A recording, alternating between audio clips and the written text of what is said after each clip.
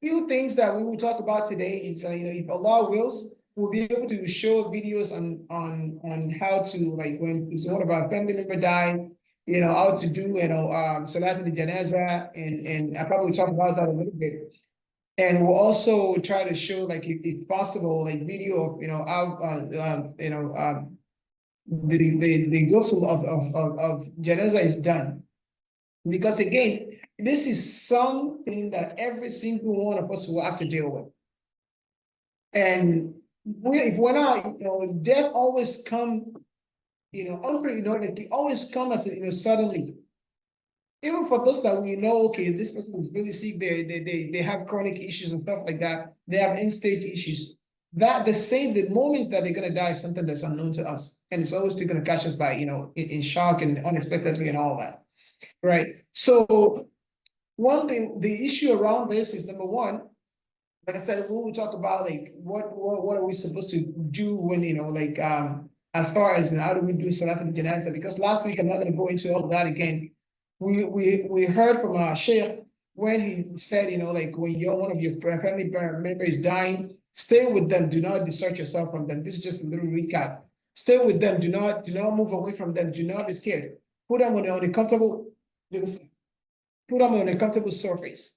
Make dua for them. Recite Surah Yasin when they're dying, and try to support them, so they can say the kalimat shahada, because Rasulullah said, we know Rasulullah said, if anybody dies and this is their last word, inshallah ta'ala, they're going to Jannah, right?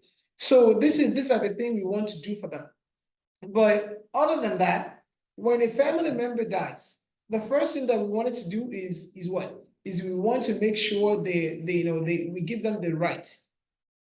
As a matter of fact, it's haq upon every Muslim to make sure their dead brother or sister is buried according to Sunnah of Rasulullah, according to the will of Allah subhanahu wa ta'ala and the Sunnah of Rasulullah sallallahu alaihi wasallam. When somebody dies, we shroud them, we give them ghusl, and we shroud them, and we prepare them for their grave. Like I said, I think we're gonna show a video on that, but so I'm not gonna even try to waste time on that. But what I would discuss a little bit is the Salat al-Janaza itself. How do we do Salat al-Janaza, right? So in Salat al-Janaza, I know most of us have witnessed this a lot, because we do this a lot in, subhanAllah, in at the masjid. Because many of us, I use myself as an example, when we were growing up in Nigeria, because it's a lot of us, it's a lot of Muslims, right? People die all the time, but not like, we don't witness Salat al-Janaza that much. Some people never just call us, they don't even know how it's done. Because, if somebody died, there's a masjid there that's going to take care of it. If somebody dies, there's a masjid that's going to take care of it. You only witness that if somebody died in your local community.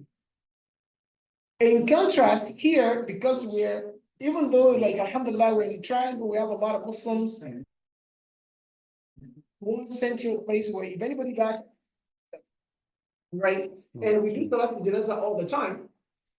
But just give us a little recap, or a little summary of how it's done. Because again, this is something we're supposed to know.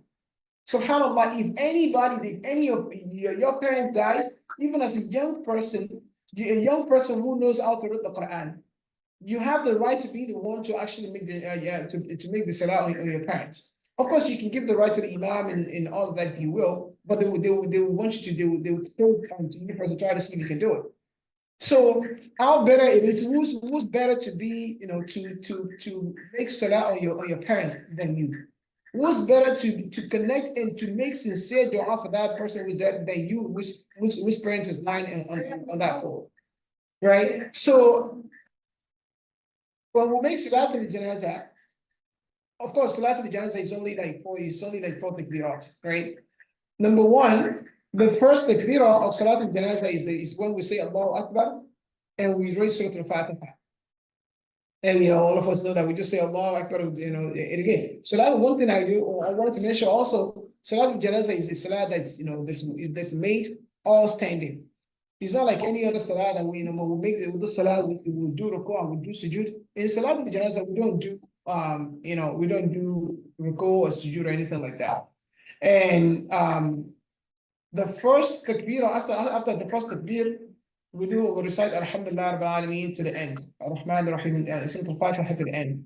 And when we do the second takbir, we recite Salatul Ibrahimiyya, Allahumma salli ala Muhammad, Allahumma salli ala Muhammad wa ala Muhammad, wa salli ala Ibrahim wa ala Ibrahim innaka Hamid Majid, all to the end like that. This is the salat that we read, you know, when we're doing salat, the second tashahhud. This is what we say, right? And then in the third takbir is where we actually make dua for the deceased. Is where we make dua for the deceased. And there are a few prayers that we can say. But the thing, you know, it's better if we switch computers. Okay. Yeah. Yes. I can do some exciting.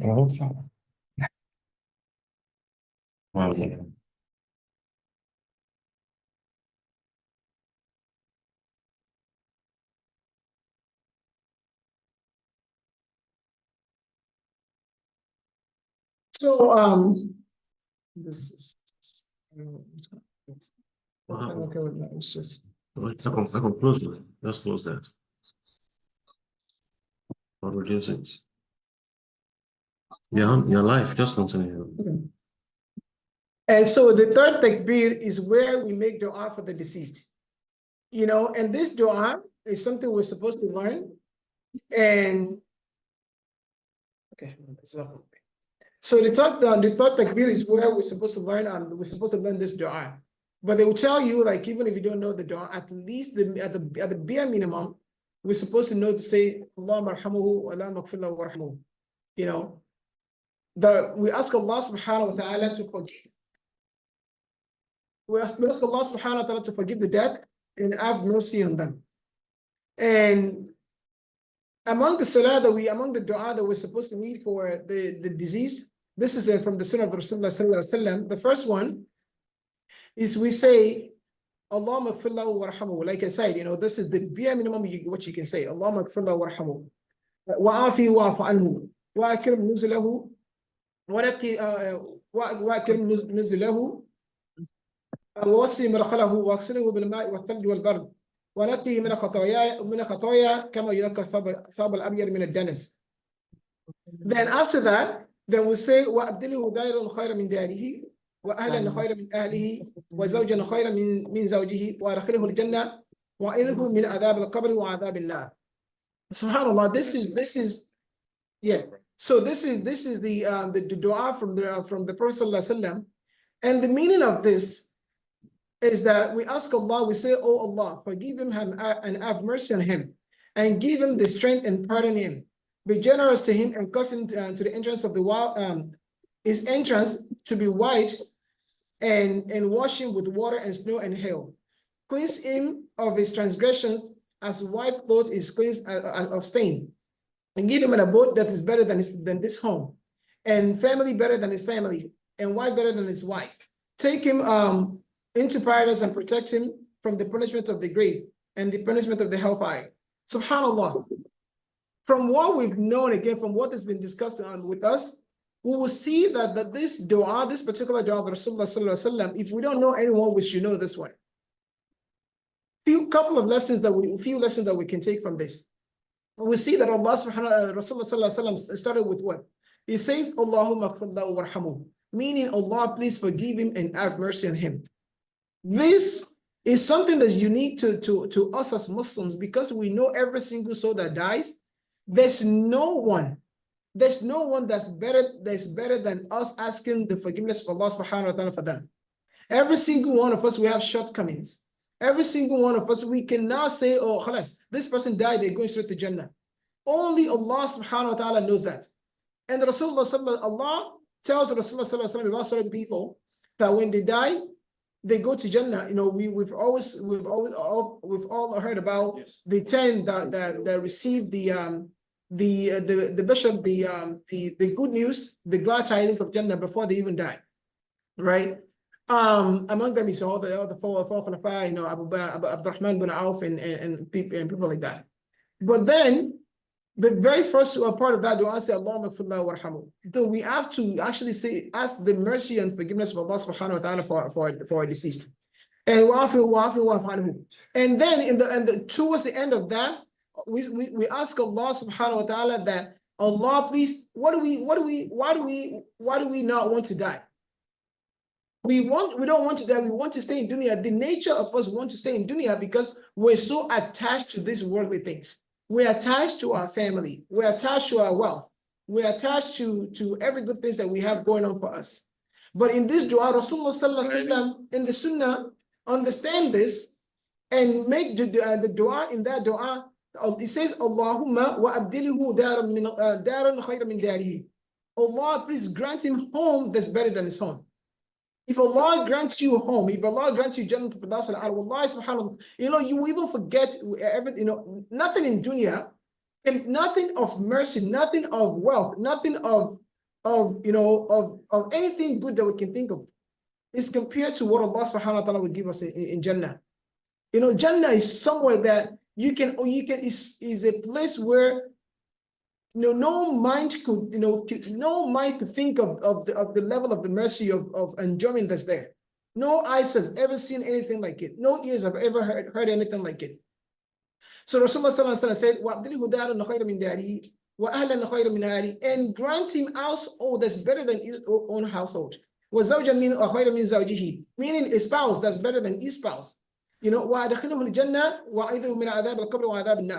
So, and then Allah, we ask Allah subhanahu wa ta'ala to grant him Jannat al-Firdaus al-A'la and shield him from adab al-qabr wa adab al-nar. Again, if we see that, we know the punishment, even in this dua Rasulullah sallallahu alaihi wasallam made, we will know that the punishment of the grave is real. And this punishment of the hellfire is real. We ask Allah subhanahu wa ta'ala to shield us from that. So having said that, this is the third takbir that we made in Salat al-Janaza. So I just recap that. So we said the first one, we read Surah al-Fatiha, and then the second one, we read Salat al-Ibrahimiyya, and the third one is where we do this dua that we just mentioned. And the fourth one, we just say Allah Akbar again for the first one, then we just make quick dua for all of us. We can say Allahumma arhamna wa rahmna, ikfir al-mayyitana wa mawtana. So we make those dua and then we say taslim. And all of this is done, all standing. So then after the person is put into his grave, I was gonna be looking at that. After the person is put in his grave, maybe we should have before I even go into the detail. So after the person is put in his grave, we know that among the things we learn from Rasulullah sallallahu alaihi wasallam, among the things that we know from our sunnah is when a person dies, he will be visited by two angels, right? He will be visited by two angels. One thing I wanted to mention that I want to address is that people will say, even Muslims, even some of the sects in Islam, the Khawarij and some of the Mu'tazila, they say, we don't even believe, they said they don't even believe that somebody's going to be punished in their grave. They don't believe people are going to be questioned in their grave. But this is clear cut in the Sunnah of the Rasulullah sallallahu alaihi wasallam, that, when somebody dies, two angels will come to him. Munkar wa Nakir, they will come to him, and they will come in a very frightening way. They will come and they will sit the person up. They will come in a very frightening way, and they'll sit him up, and they will say to him, they will ask him these questions. And they will ask him these questions. They will say, who's your Lord? They will ask him about who's his Lord, and they'll ask him about his deen, and they will ask him about the Prophet. They will say, who's this man? In different narration, they'll say, who's this man? This man is what? Muhammad Rasulullah sallallahu alaihi wasallam. And we know that the person who's a believer in dunya will be able to, and these things are real. They are real because there's nothing in Islam. One thing we should understand this. There's nothing in Islam that does not make sense. Only if we don't understand them. What we don't understand, for example, if we say, like, yeah, how is that going to happen? Like, like in the grave, like the grave is always just this little space, and we talk about how big the malaika is and all of that. How can they possibly fit in that grave? It's because you don't understand. It's because it's beyond our imagination. For example, in the world of microorganisms, they don't know nothing, but they don't know how big we are. Can you just imagine? Can you just imagine if us human beings, if we have billions of cells in our body, if we have like just in our brain alone, you know how many connections we have in our brains, millions and millions and millions. And by the way, like the neurons in the brain, they're not like even like stagnant.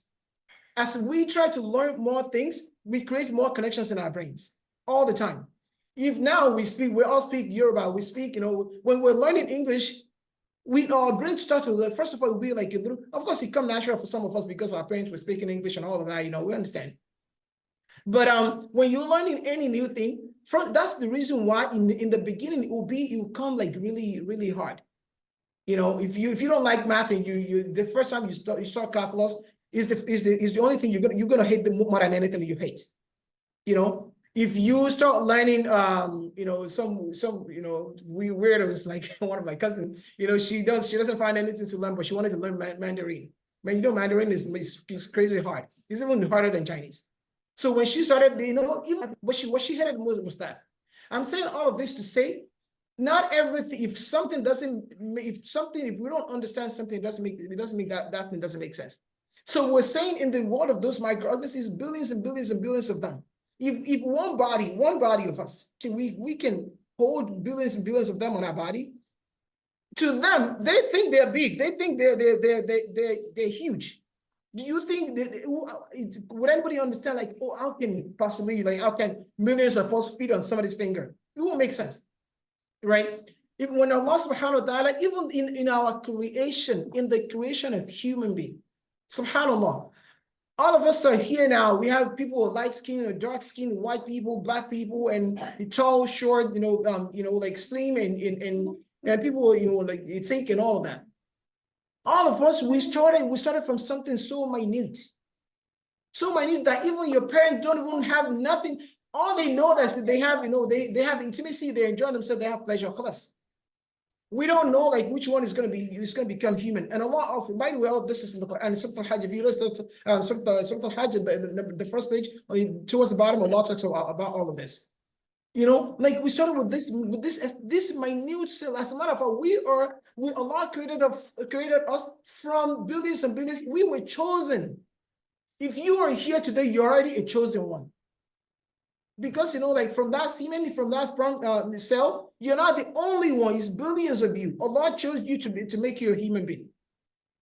So then if we were created from that, from something we don't even know, how can we say something that's coming after is not real? Right? We cannot. If Allah, one of the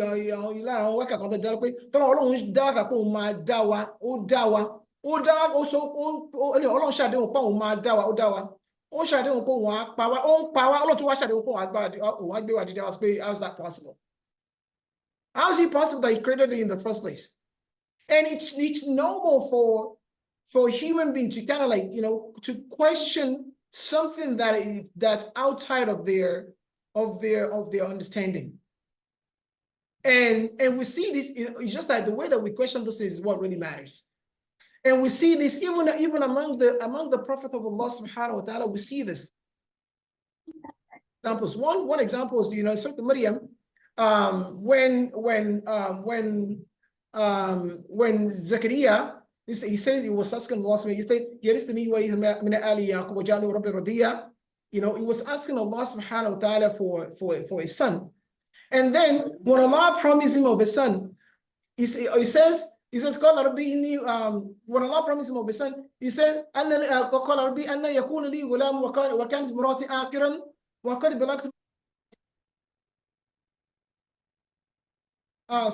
just going to take this. I'm running on, excuse me. So he was the one who asked Allah subhanahu wa ta'ala. We know that the Anbiya of Allah subhanahu, they are the best. Nobody's close to them. If we hear from, from all the sheikh, they call themselves scholars, whatever they call themselves, and they, yeah, we've heard a lot from them. They will say, they say some of the same person is better than the Anbiya. This is not true. We know the best is the Anbiya of Allah subhanahu, because Allah chose them. Allah chose them. Again, this is in the Quran. Allah chose them. From Adam, from Adam to Rasulullah sallallahu alaihi wasallam, Allah chose all these people. Even when Adam, when he goes against in Surah Taha, when he goes against the will of Allah subhanahu wa ta'ala, and then Allah said, do not go get close to this tree and all of that. And and Shaitan, Shaitan, he just called Adam. The Shaitan whispered to him, he said, should I point you to a tree, a light tree, like if you eat from that tree, you will never die. Again, it comes to the fact that human nature, we don't want to die. We don't like, we detest that. So, but Allah, then again, along that line, towards the bottom of that page, Allah says, even Adam, then he ate from the tree, then, then he and his wife and all of that. Then Allah says, meaning we chose them. This is where I wanted to use. Allah chose all this Anbiya. So I said that even though they're the one with the best understanding about Allah subhanahu wa ta'ala, Allah sent them to us. The Rusul among them, Allah subhanahu wa ta'ala inspired them and give them books and all of that. But because when something is beyond the imagination of a person, we tend to question it's just normal. To kind of like, because even Allah wants us to think. Allah challenges us in the Quran to use our senses, right? In Surah Al-Mulk, Allah challenges us to use our senses. But our attitude when we're asking questions is what really matters. It's not like a Muslim is not one that we just take something, we just say, that's it. We don't have to think. We have to think. We have to think. So I was saying that then in that line, even Zakaria in Surah Maryam, then he said, يقول ربي أن يكون لي غلام كانت امرأتي آكرا وقد بلغت من الكبر يتيا. Is because his wife was so old, he was like, I'm old, my wife is like, he's barren now. How could she possibly have a child? Then Allah say, like, we are the one who created you from nothing. If we created you from nothing, how is it hard for us to give you a child? Right? If we create a human being from nothing, how is it hard to create something from something? Right? Even with that, you know what happened? You know what Zakaria said? Is called Rabbi Ja'ali Ayah. He said, Rabbi Ja'ali Ayah. He said, okay, yeah, Allah, okay, no, I believe that. But just give me a sign that this is actually going to happen. Subhanallah. And again, this is the Anbiya of Allah subhanahu wa ta'ala. And I said that to say that if we don't know what's going to happen in the grave, we don't know if it's something of a ghaib, it's something of the unseen, that the malaika would descend to a person in the grave. But it doesn't mean it's not going to happen. As a matter of fact, as a Muslim, we have to believe that. And I said that because, again, we have some of the sect that they don't even believe that. And you know what they've done? People will die. Among them, the Khawarij, they've dug graves before, to see if those punishments and the thing that was supposed to happen to a person in the grave actually happened. They said, well, we opened the grave, we didn't even see anything like that. But it doesn't mean it's not going to happen. Just because Rasulullah sallallahu alaihi wasallam tells us, and we believe it. And we believe it. When we said this to non-Muslims, they say, well, so he's human like you, but you just believe everything that he said. No, yeah, we believe everything that he said. Because not only because Allah himself tells us, that he doesn't say anything from his mind other than what Allah subhanahu wa ta'ala has revealed to him. Right? So we said that when a person died, the two angels will come to him and they will ask him about Allah subhanahu wa ta'ala, and they will ask him about his prophet, and they will ask him about the book. Right? A person who's a believer will be able to answer that Allah is my Rabb. Rasulullah, they say Muhammad, I bear witness that Rasulullah sallallahu alaihi wasallam is his slave and his messenger, and will say that the Quran is that Islam is my deen. Then they said then a voice will say, my slave will say aloud that my slave has told the truth. But if it was a person, a kafir, he would say, they would ask him about who's your Lord. He would say, I don't know. And then they will ask him about who's that man? What about that man? Meaning Rasulullah sallallahu alaihi wasallam. He will say, I don't know. And they will ask him about his deen. Then he said the same thing. He will repeat the same thing. He will say, I don't know. And they will say, may you never know. You will say that people said this and that. They will say they will curse him. The angels will curse him and say, may you never know. And then Allah will, then the voice will say, which is Allah, the verse of Allah subhanahu wa ta'ala will say, my slave has lied, has told, lied again. Because Allah will not punish people without sending them, sending them a messenger. Even though the kuffar, subhanAllah, the kuffar will tell lies. They will say, if Allah had sent us a messenger, I would have believed in them, right? They will say, if we were given a sign, would have followed. Then Allah will say, no, you've told a lie. Like, we actually send you messengers, but you disbelieve in them. Among all other things that's going to happen in the grave as well is the fact that, I'll talk about like the response of the believer and the response of the non-believers. And the response of the munafiqun, the hypocrites, will be a little different. There was the hypocrite will say, when they ask him, because a munafiq is a person that shows that he's a Muslim, but truly is not a Muslim, right? He's like, he's a munafiq. So, be sword, right? So he would, when they ask a munafiq, because he was a Muslim, he would want to say what a Muslim say. But truly, because he showed that he was Muslim, but he's not Muslim. So he would say, I don't know, but the people say. He would want to say what the Muslims say, but he's not going to be able to say it. Because that was not his true, his true understanding. And, may Allah subhanahu wa ta'ala, just shield us from that. So this will be his response. And along that line also is that when a person dies, there are certain things that will happen to everyone, subhanAllah. Just like before the person dies, just like, everybody will taste the agony of death. But the scholars explain that the agony that a person who believes in Allah subhanahu wa ta'ala is going to taste, would experience, is not the same as a believer would experience. A believer when they're about to die, we probably have heard from the previous lecture, when a believer is about to die, the angels will come down to him, and they'll be like right in front of him as long as the eyes can see. And then the angel of death himself will be at his head, and will just give him glad tidings about his abode, and the soul will come out gently, just like water would drop from the mouth of the jug, right? It will come out like that.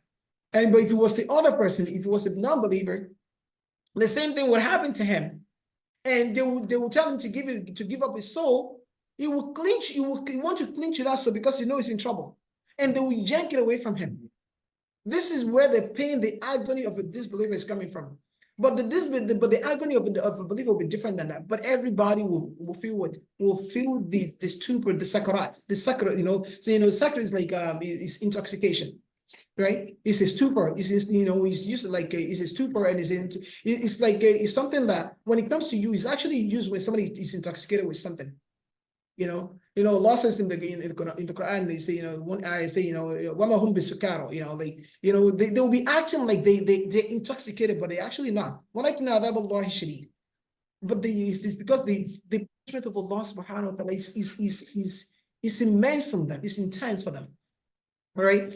So because that agony, this is something that we will all face. SubhanAllah, if we try to reflect on all of this reality, this is something that's going to happen to every single one of us. SubhanAllah, when we talk about trials, we know Allah subhanahu wa ta'ala, this is the promise of Allah subhanahu wa ta'ala, you try everybody. But how Allah is going to try everybody is different. We have our brothers and sisters in Palestine, may Allah subhanahu wa ta'ala be with them and grant them victory. The kind of trials that they're having is not the trial that we're having. but we all know that we're gonna be tried. Sometimes just because we cannot get a job, we're struggling with this, we're struggling with that, we're looking for spouse, our spouse is giving us trouble and all of that. But all our trials will be different. But when it comes to the agony of death, every single one of us will face them. But at least we want to face them when Allah is pleased with us. Meaning we should start changing our ways. Even Rasulullah sallallahu alaihi wasallam, if Rasulullah sallallahu alaihi wasallam can feel that, how about us? What did Rasulullah sallallahu alaihi wasallam say when he was about to die? When during the deathbed of Rasulullah sallallahu alaihi wasallam, it was when the agony of death came. We've heard before that he would put his hand in the bowl and just wipe his face with water. And Aisha radiallahu anha said he's never seen Rasulullah sallallahu alaihi wasallam in pain, like in severe pain than that. And the Rasulullah sallallahu alaihi wasallam would say, they said it was reported that he would say, La ilaha illallah inna al-maut al-sakarat. You use that same word. Subhanallah. Rasulullah sallallahu alaihi wasallam, inna al-maut al-sakarat. There's this intoxication, there's this pain, there's this agony with that. And then, but he told Aisha radiallahu anha that, do not worry. After this, your father will never feel any pain, will never have any sadness, any pain after this. But all of us will feel that. And then, fast forward, we were talking about after the angel will come to the person in the grave, they ask this question. And then another thing that will happen to everybody, the grave will squeeze every single soul. But if he was a believer, it will squeeze them one time and then let go. But if he's not a believer, it will squeeze them until the ribs overlaps. And this is the kind of thing that this is the reality. This is what's going to continue for them. And they said in one of the hadith, I think one of the hadiths that was reported by Bara, it says that Rasulullah sallallahu alaihi wasallam reported that if the grave would not squeeze anybody, it would have been Sa'd bin Mu'adh. Sa'd bin Mu'adh is the person that when he dies, the throne of Allah, the arsh of Allah shook for him. The throne of Allah, we've heard several times. I know Sheikh Luqman, there's a lot of things we've talked about that he actually explained a lot how big the throne is. I'm not going to go into that.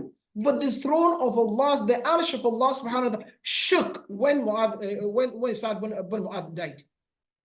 Rasulullah sallam confirmed that. Not only that, and the gates of Jannah open, every single one of those gates open for his soul. For his soul. Subhanallah. And then 70,000 angels, prayed on him. But guess what? The grave still squeezing. What about me and you? What about me and you? So these are the reality that we're gonna face. So another thing we should know, without taking much of our time, I would like to go so we can watch that video, inshallah, because there's a lot to say on this. So when this, on top of all of this that's gonna happen, what are we supposed to know? How do we prepare, even for our loved one, and teach our kids to prepare for us? So when somebody's in the grave, one thing that we should be saying to them, as we lower them into the grave, and we close that grave, the minute we close that grave, this angel will come to them. And what we should be saying to them is, Allahumma thabbitu in the su'al. And this is according to the sunnah that we know that because they will be questioned. Allahumma thabbitu in the su'al. Meaning we're saying that Allah subhanahu wa ta'ala, please, make him firm, keep his feet firm, let him be able to answer the questions. Because whoever is able to answer those questions, whoever the grave is good for, whoever find mercy in the grave, whatever comes after is going to be better. Subhanallah. And whatever is in punishment, whoever doesn't do well in the grave, whatever is going to come after is going to be worse. So this is the reality that we, myself, you, and everybody will face. Like we said before, some of us, we'll live our life, we'll be wealthy, some will be poor, some will be ineligible, some level of iman will be different. But this is one thing that you, I, and everybody will face. To the point, even if, subhanAllah, I don't, let's just leave the other details because of the kids, because everybody will face this squeezeness. and everybody will be accountable for whatever they do. So we should at least know this dua, the kind of dua, the one that we make in janazah for our death, and the one we make when we lower this person into the grave. We should know all of this. And we should be able to prepare, we should prepare our mind. Along that line is to prepare that, death will come anytime. We should have will. We should teach our kids and how to be able to, like as they grow older, as they become, a person of become left, is to teach them, talk to them in reality. We think they don't know. Why? If you talk to your child, I say this all, if you talk to your child with the knowledge, as a person who understands, as an adult, you're doing them a favor because you're raising their intellect. We should not always see our kids, oh, it's still little to understand. No, they understand. Only if you present it to them in the way they want to, you present it in the way they understand. And it will stick to them. And they will tell you, my father used to say this. I remember something my father used to say all the time. Well, since I was a little kid, my dad would say, if we do anything, that my dad tell you to go to or to go and pray, we all don't want to do that. I mean, we just my dad would we would hide around in Fajr, we don't want to pray. My dad would say, and he says that all day. When he died and I couldn't, I wasn't there. SubhanAllah, I continue to hear that and I just cry and cry and cry. If we talk to them, they will understand. If we teach them, we have to teach them again what they're supposed to be able to do to fulfill that right. Because we don't know where this is going to happen. We don't know if it's going to happen here. We don't know if it's going to happen somewhere else, right? But we want to prepare ourselves. We want to have a will, the final will. If you're talking about will, it's not because you're going to die tomorrow, but we'll say you're not going to die tomorrow. It's the reality. We should face all of this. Inshallah, without wasting much of our time, because we want to watch this video on how to do the ghusl of on our funeral. May Allah subhanahu wa ta'ala make it easy for us. And inshallah, we'll stop here. Everything that we heard, we ask Allah subhanahu wa ta'ala to make it beneficial for us. And if we have any questions, if we have time afterward, we'll be able to answer them.